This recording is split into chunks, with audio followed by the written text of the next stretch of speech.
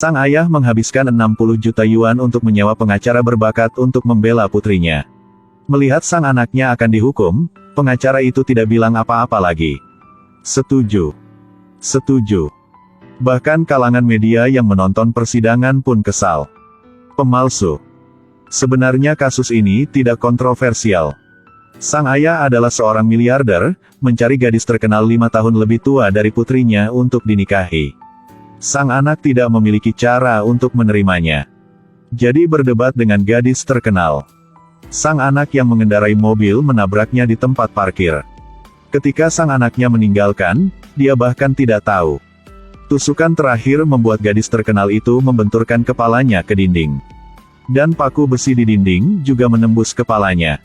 Semua orang mengira sang anak adalah seorang pembunuh, tetapi hanya pengacara yang tidak berpikir demikian. Karena sebelum persidangan berlangsung, ada orang tak dikenal melakukan transaksi dengannya.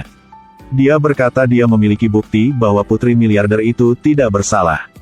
Selama pengacara berjanji untuk membayarnya 1 juta yuan. Saya bisa memberi Anda bukti dulu.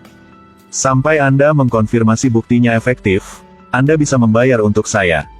Pengacara setuju. Saat dia mendapatkan buktinya, dia memutuskan untuk mengubah pembelaannya. Tidak peduli berapa banyak saksi yang diundang jaksa. Dia juga setuju. Tujuannya adalah untuk mempercepat proses peradilan pidana. Seperti serigala, nggak buang energi di tempat yang tidak perlu. Bertujuan hanya untuk mangsa miliknya, saksi penting akhirnya muncul. Dia telah menjadi sopir pribadi untuk miliarder Thailand selama 5 tahun sekarang. Pada hari kejahatan, gadis terkenal bertemunya di tempat parkir. Dan menyuruhnya menunggu 2 menit. Tapi 10 menit kemudian, dia pergi ke tempat parkir untuk mencarinya, hanya untuk melihat bagian belakang mobil. Dan mayat pacar gelap Lem Tai. Dia berkata jika dia tahu pembunuhnya adalah putri Lem Tai, dia tidak akan melaporkannya ke polisi. Pada waktu ini, pengacara berdiri.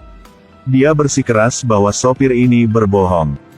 Karena pacar gelap Lem Tai sering tidak menghormati sopir. Dia bahkan mengatakan menghinanya. Hal ini telah berlangsung selama lebih dari setahun. Yang terpenting, miliarder Lem Tai memiliki hubungan ambigu dengan istri sopir. Dan dia juga tahu hal itu. Menghadapi bukti yang diberikan pengacara wanita, sopir tidak bisa menahannya lagi. Jika Anda masih memiliki keberanian seorang pria, tolong jawab saya dengan jujur. Menghadapi penghinaan Lem Tai, apakah Anda membencinya? Aku tak mau menjawab. Tak mau atau tak berani. Apakah Anda bahkan tidak memiliki keberanian untuk membenci pria yang merampok istrimu? Ya, benar. Aku membencinya. Puasmu, kan? Pengacara terus bertanya. Dia telah dengan kuat memahami kelemahannya. Sampai petunjuk penting diidentifikasi. Anda mendekati Duong dan menggelengkan kepalanya. Untuk melihat bagaimana lukanya, kan?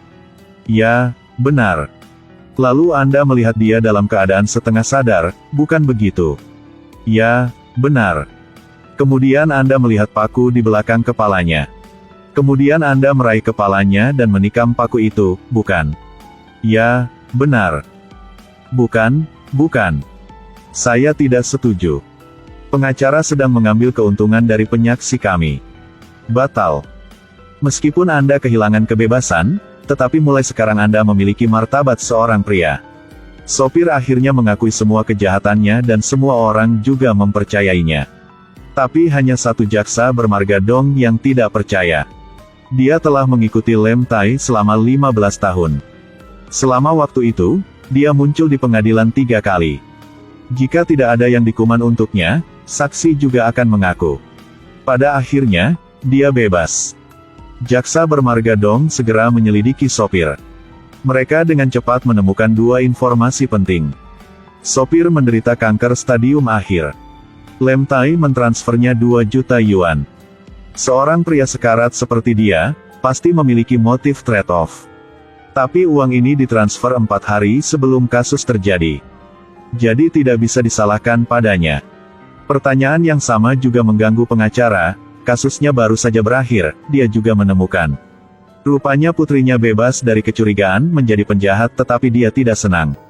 Jadi dia menemukan orang misterius yang memberikan bukti dan membayar 1 juta yuan. Ternyata orang misterius adalah istri sopir. Jadi dia semakin yakin bahwa semuanya adalah konspirasi Lem Tai. Pada saat ini, jaksa bermarga Dong menerima email dari seseorang yang mengaku sebagai orang yang menyaksikan kasus.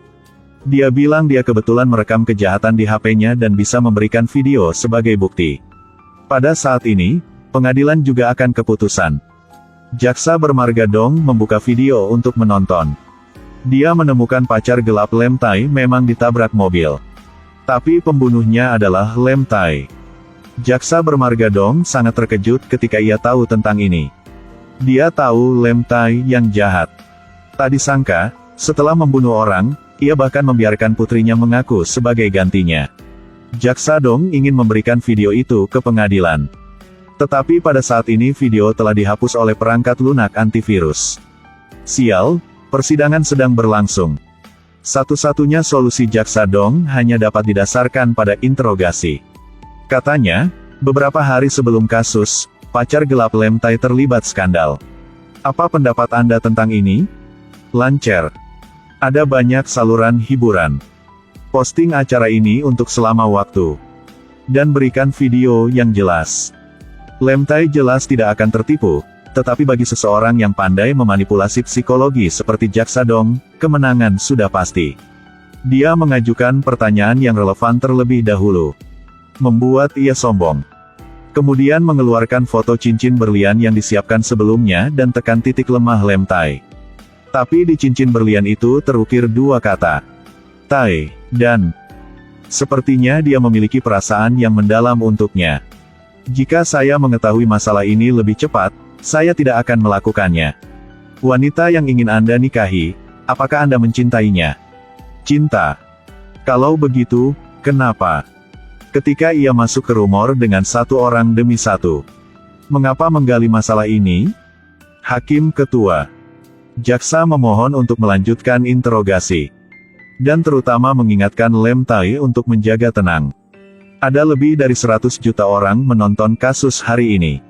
Setelah itu, dia berulang kali menyebutkan masalah ini untuk menyelidiki Lem Tai. Sampai terprovokasi. Saya memperingatkan Anda.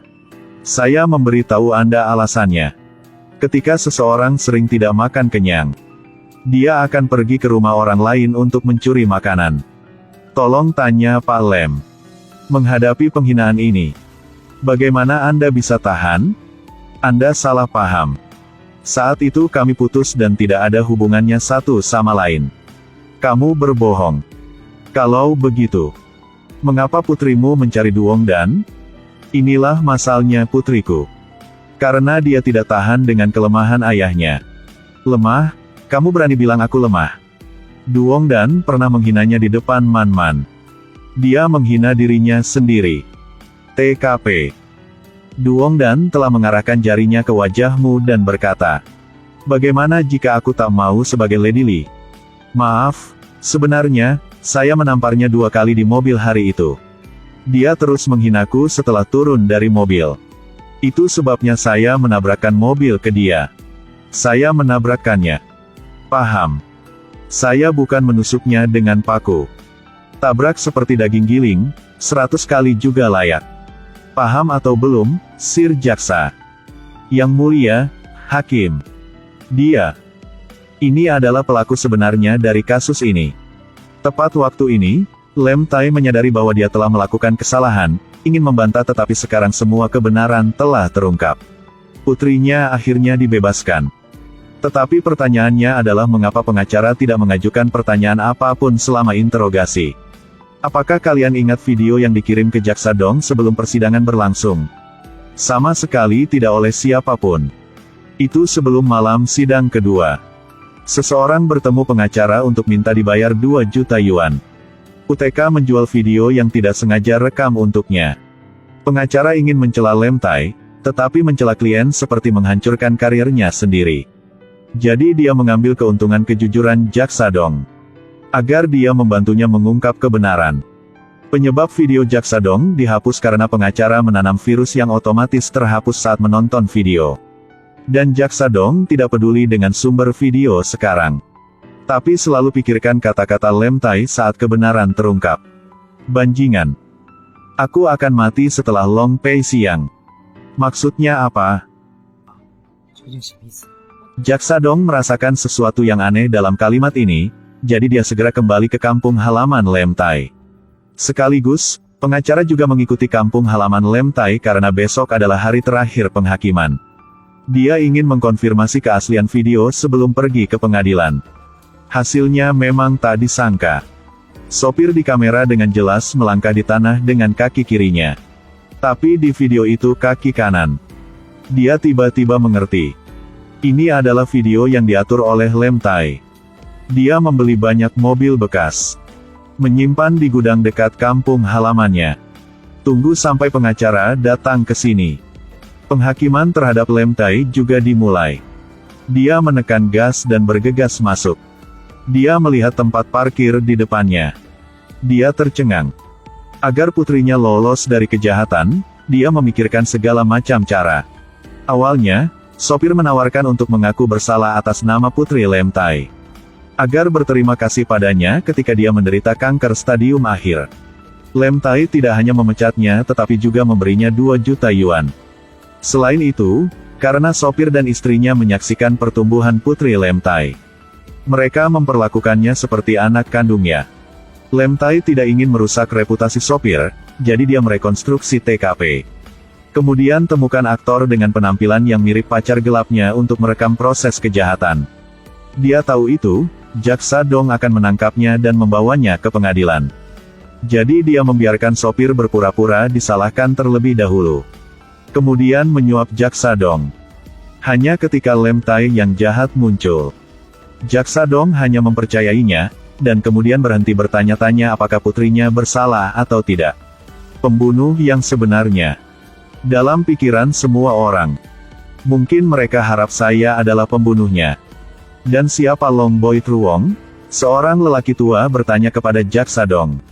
Ini adalah gunung di kampung halaman Lem Tai. Legenda mengatakan bahwa di masa lalu, ada seorang putri naga yang sombong, jadi dia menyebabkan bencana besar. Membuat para dewa marah.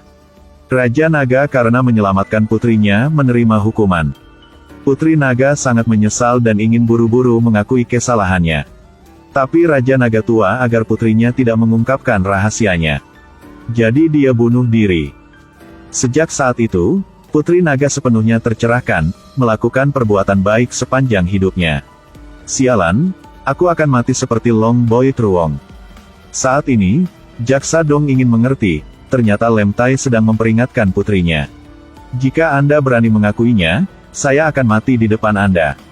Setelah mengetahui kebenarannya, pengacara mengunjungi Lem Tai. Ketika dia menawarkan untuk membela Lem Tai, dia berkata hasil sekarang membuat semua orang puas. Selalu ada yang lebih penting dari hidup. Setiap ayah adalah dewa lapis baja. Dia bisa melakukan apapun untukmu. Meski terkadang belum tentu benar. Tapi dalam situasi apapun, dia selalu menginginkan yang terbaik untukmu. Sang anak akhirnya mengerti prinsip ini. Dia mengambil inisiatif untuk memanggil Jaksa Dong dan mengatakan yang sebenarnya. Hanya ketika menjadi anak yang baik ia layak mendapatkan cinta seorang ayah.